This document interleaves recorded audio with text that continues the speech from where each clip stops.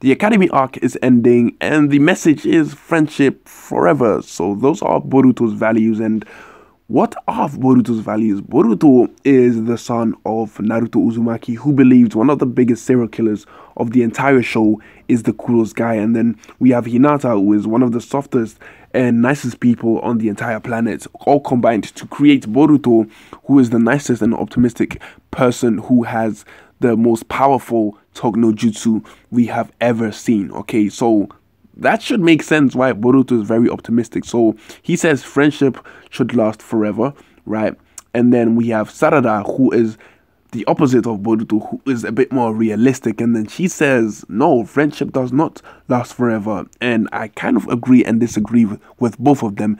And they actually both learned something from each other this episode. So the reason why Sarada says this is because this, and this is what I think. Okay, so I think in the world, there are two types of people. People who prefer to have a lot of friends in their circles, and then there are people who actually prefer to have fewer friends. Now, the people with fewer friends, I believe, actually look for legitimacy and truth within their friendships, and those are the types of friendships which I think last forever. And then you have those people who have lots of friends, but then again, they can still find legitimacy within their friendship. But if they really pinpoint the people who are legitimate, it all narrows down to a very small circle. So being realistic about the whole thing, friendship does not last forever until you actually find your little small group of people who are your ride and dies, basically. And that is, the lesson for Boruto and Sarada, or at least that is their development. Now, Sarada had a bit of a problem apologizing to Boruto because she is that type of person who believes she is right and she's very mature than the people around her, right? And she does learn from Sakura that Sakura has been, friends forever with the people whom she, knew from academy. So the whole friendship forever thing, being optimistic, actually works out, and that she was wrong. So she decides to apologize to Boruto, which is kind of difficult on her because her pride is to be, the smartest person, and she had to swallow her pride in order to apologize and say, you know what, maybe I need to be optimistic and maybe I need to put this realistic thing, aside so I can have a positive perspective on life, because a lot of realistic people are, very depressed because they look at the world and they see the world as it actually is, like, all this negative stuff going on, and that is why it really affects their mood and stuff. So she puts it down, she swallows it, and Boruto actually learns something from Sarada and says, yeah, maybe being optimistic is too much, maybe friendships don't last forever, and he's being realistic about it while Sarada is trying to be optimistic about it. So basically they swap each other's, way of thinking, and Sarada actually gets offended because she actually swallowed her pride for nothing, because Boruto agrees with her, meaning she was right the entire time and she swallowed her pride for no reason, right? So she says, why are you agreeing with me? So it's basically, I apologize for no reason. And then Boruto actually learns that, friendship does not last forever unless, you have people who will ride and die for you. And these people will be participating in missions together. So these people are going to be basically your ride and die. So yeah, the message is friendship does last forever with the right friends, okay? If we have to add some realistic stuff to that. So please don't go around, being friends with everyone thinking they are going to be your friend forever. So there is this moment where Sumire and Sarada follow Boruto, and now we have all the three members of the the pairing triangle thing that is going on, and then both girls are there. And then there is this moment where Sumire actually blushes, right? And that's because she was being open about her decisions that she made. She said she was going to become a ninja, and because of that, she got flustered because Boruto and Sarada were actually paying attention to her being all personal and stuff. And I don't mind this, behavior of Sumire, but personally, I think that is not her behavior. I think her behavior is more what she was like when she was fighting Boruto and Mitsuki. I mean, she seemed to be more confident there, and it's like, why pretend to be flustered when you are low-key, really, this confident, if you get what I'm saying. Maybe it's like a dual personality thing that she does, like she was being serious, and then the other side, she was just being herself and laid back, and maybe that is why she flusters a lot, but I I don't know which one it is. Personally, I prefer when she was fighting Boruto and Mitsuki. I prefer that because this whole stereotypical Hinata thing going on where, you know, there was every anime, there's always this one character who behaves like Hinata. There's always this one role for one female who behaves, you know, as the innocent type and all that kind of stuff. I don't like the stereotypes. I want them to mix it up. So I prefer Sumire to be very confident. So in this episode, she actually shows the new way, and it is kind of concerning because it's like, you guys, the people who actually, you know, took Sumire for questioning, is like,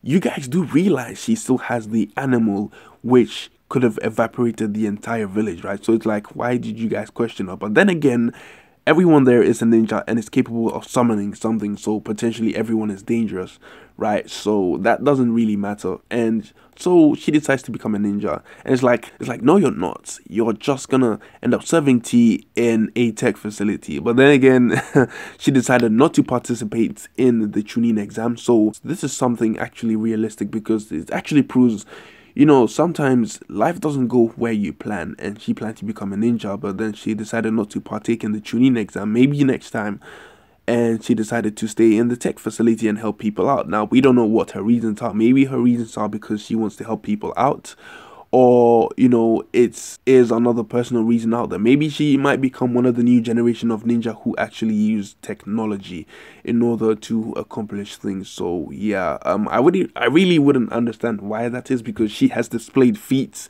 of a actual ninja. You know, her specialty is hiding, so it's like, why would she need the aid of technology to do that? So yeah, that is a lot about Sumire, you know, developing in this episode. Now let's talk about Iwabe. So Chocho tells us something very useful, and that is that Iwabe is actually good at cooking. And then Iwabe says, well, it is a ninja skill to cook. Well, Iwabe is going old school, and the reason for that is because of this. So back in the days, they would actually travel on foot instead of taking the train to their destinations, and then, you know, they would set up camp, you know, whilst jumping trees and getting tired. So they would learn how to cook, and I think every single, you know, 3 months out back in those days actually learned how to cook, because it is essential to learn how to cook and, you know, survive on your way to your destination and back. But now all you have to do is just take a train or, you know, a ship or something special to get to your destination, which actually ruins the whole ninja thing. I think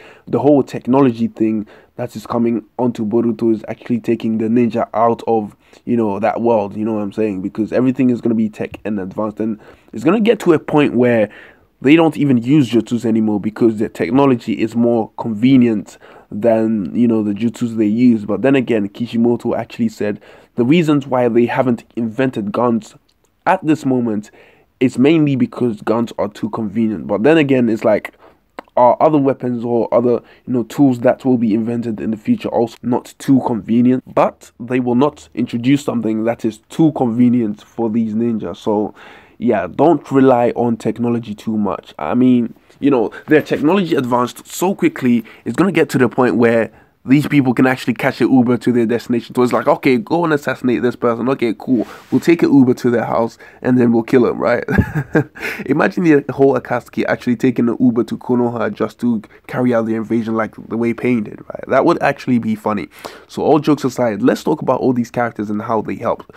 So Chocho helps us out by catching the fish, which actually wasn't the case because the fish was caught by Boruto and his shadow clone. So yeah, Chocho was kind of redundant, except from the fact that she told us that Iwabe was a good cook.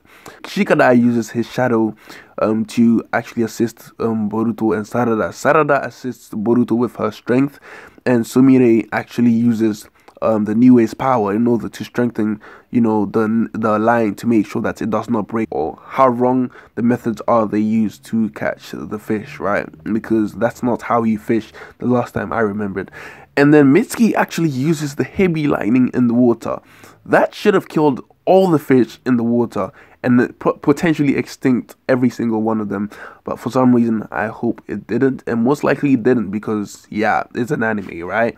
So the thing is that Inojin is the one who brought the backup, which is helping.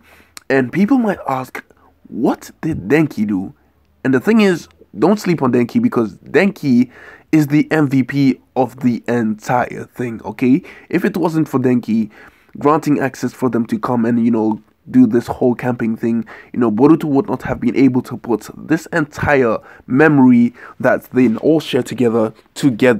And the thing is that even though Boruto was the one who organized it, it was Denki who gave the green light for them to even come and fish there in the first place, right? So Denki is the MVP, and then they all share this nice fish which generates a memory which they will remember forever. Now, this episode is a reminder that the academy ages are coming to an end, and a lot of these characters which we all like are going to disappear. Now, the only thing is, where are Namida and Wasabi?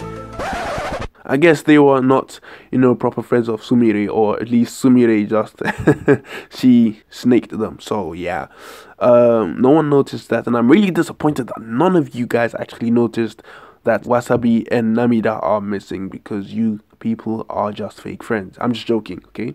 So, some of you might be wondering, why did I not review the previous episode? And the reason for that is because I thought the entire episode was just full of shit. And I'll be honest with you, I will never lie to my subscribers, and let me tell you why, okay?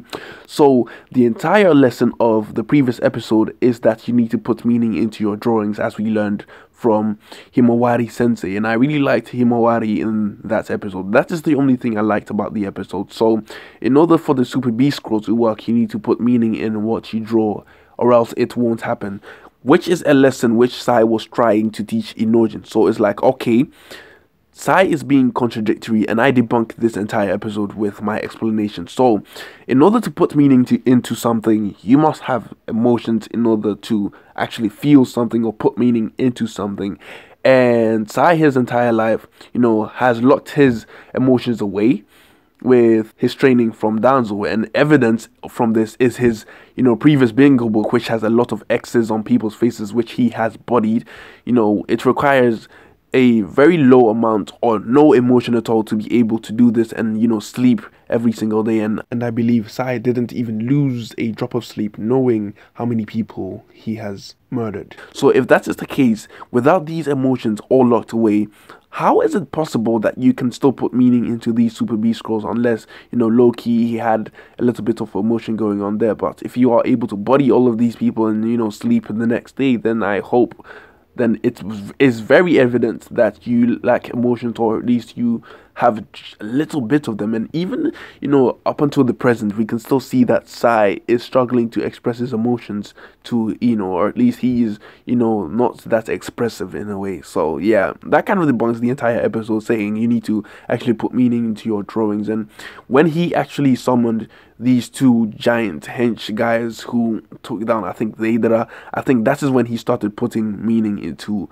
his drawings. But before that, he had no emotion. So it's like the lesson you tried to teach us or teach Inojin was kind of debunked, because you had no emotion to put meanings into your drawings. And you might use the whole argument of him drawing the ending of his brother and him in some kind of in his book, right? But the thing is, he only got that emotion from Naruto and Sakura after hanging out with them a bit and actually learning to bring his emotions back up again. And that is pretty much the reason why I did not review that episode, is because I thought it was just a waste of time, and it really didn't develop Inojin that much as it could have. I mean, other filler episodes which do develop characters was the one where Denki was actually learning to, climb walls and stuff, and Iwabe actually learned something. Like, those are development for characters who actually lack the skill to become a genin or are struggling. Like, these episodes actually help them, and not Inojin, who is, learning to draw. Like, it's like he already knows the skill, and he even learns Ino's mind control thingy. I forgot the name for it. I think it's mind transfer. I forgot the name for it, but it's very useful in battle, because Inojin can literally use the Super B scroll to attack you whilst he is paralyzing you in your own body. So basically, he can just body you easily by himself. So yeah, so we get the scene of Toneri, who appears and he spits blood out of his mouth. Yes, I know, Toneri, I understand. That is exactly the same way I felt about the previous arc, which actually brought close to no development to any of these other characters. That is exactly the same way I feel. So apparently, there is this reality thing shattering right in front of him, which he stops. But Toneri falls down, and he predicts that whatever is going to happen is happening quickly. So I think he's predicting Momoshiki and Kinshiki arriving to stop Boruto, but then again they got bodied by a regular giant Rasengan. So it's like this whole drama thing going on with Toneri isn't actually gonna add up to anything at all. Or maybe he's not even talking about that, he's talking about other gods. And if that is the case, then he could be talking about potentially other Otsutsuki out there, which I would be really excited to see, or other alien life out there, and other alien life who actually call themselves gods. He can't, or probably he's even talking about Kara, who might potentially be the new gods, right? Because God is a title, and anyone very powerful than an ordinary person can call themselves a god, okay?